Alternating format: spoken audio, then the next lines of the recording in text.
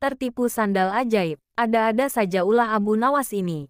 Tapi maksud dan tujuannya sebenarnya baik, yaitu menyadarkan orang-orang kaya yang sekampung dengannya agar selalu ingat kepada Allah yang Maha Esa agar mereka sadar dari perbuatan untuk memperkaya diri sendiri dengan cara apapun. Nah, ide cemerlangnya kali ini adalah sebuah sandal ajaib. Berkat sandal ajaib ini, akhirnya salah seorang di antara mereka bertobat kepada Allah yang Maha Esa. Berikut kisahnya. Kampung tempat tinggal Abu Nawas lama-kelamaan membuatnya merasa tak nyaman karena saking banyaknya umat Islam yang menumpuk-numpuk harta dengan menghalalkan segala cara. Otomatis hal ini membuat Abu Nawas gusar. Karena sebagai seorang ulama, Abu Nawas berpikir bahwa hal itu bertentangan dengan ajaran Islam. Untuk menghentikan perbuatan buruk tersebut, Abu Nawas memutar otak mencari ide yang tepat untuk menyadarkan banyak orang. Setelah berpikir panjang, akhirnya ia menemukan ide cemerlang, yaitu ide sandal ajaib. Dengan mengambil peralatan sederhana, berangkatlah ia ke pasar untuk gelar tikar menjual sandal-sandal. Sandal ajaib, sandal ajaib, sandal ajaib, kata Abu Nawas berkali-kali di pasar. Sesaat kemudian muncullah salah seorang pemuda yang melihat-lihat barang dagangannya. Silahkan tuan, mau mencari apa? Tanya Abu Nawas. Saya ingin mencari sandal yang bisa merubah hidupku yang miskin ini, jawab pemuda itu. Apa maksud tuan? Tanya Abu Nawas lagi. Saya ini sudah lama hidup miskin dan ingin sekali kaya raya. Saya ingin membeli barang yang bisa memberikan saya keberuntungan, kata pemuda itu. Sandal ajaib. Sejurus kemudian Abu Nawas menunjukkan salah satu sandal ajaibnya.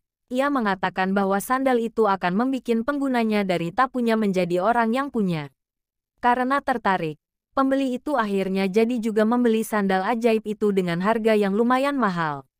Si pemuda langsung saja memakai sandal ajaib itu berkeliling kampung dengan harapan semoga keberuntungan segera berpihak kepadanya.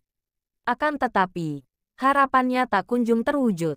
Jangankan keberuntungan, si pemuda malah dikira pencuri di kampung tersebut. Untung saja para warga tak sampai menghakiminya. Karena merasa tertipu, pemuda itu kembali lagi menemui Abu Nawas untuk protes. Assalamualaikum, sapa pemuda itu. Waalaikumsalam. Ternyata tuan. Bagaimana kabar tuan?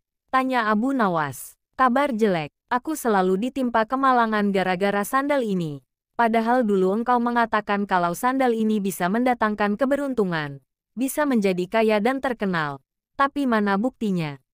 Protes si pembeli. Seingat saya tidak pernah mengatakan seperti itu tuan.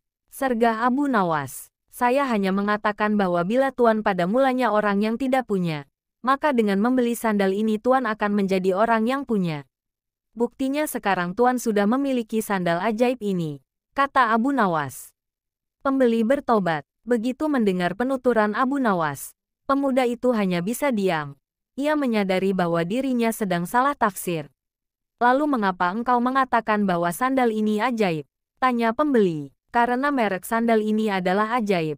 Sandal ajaib, jawab Abu Nawas. Akhirnya pemuda itu pergi begitu saja tanpa sepatah kata pun. Tunggu tuan, saya ingin mengatakan sesuatu kepada tuan. Mungkin saja akan ada manfaatnya, kata Abu Nawas.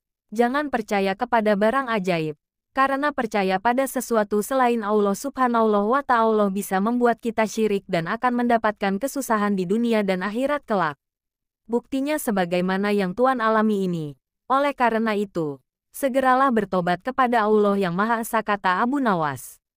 Mendengar penuturan Abu Nawas, sepertinya pemuda itu menyadari kesalahannya. Ternyata banyak sekali hal-hal yang bisa membawa kepada perbuatan yang dimurkai Allah yang Maha Esa.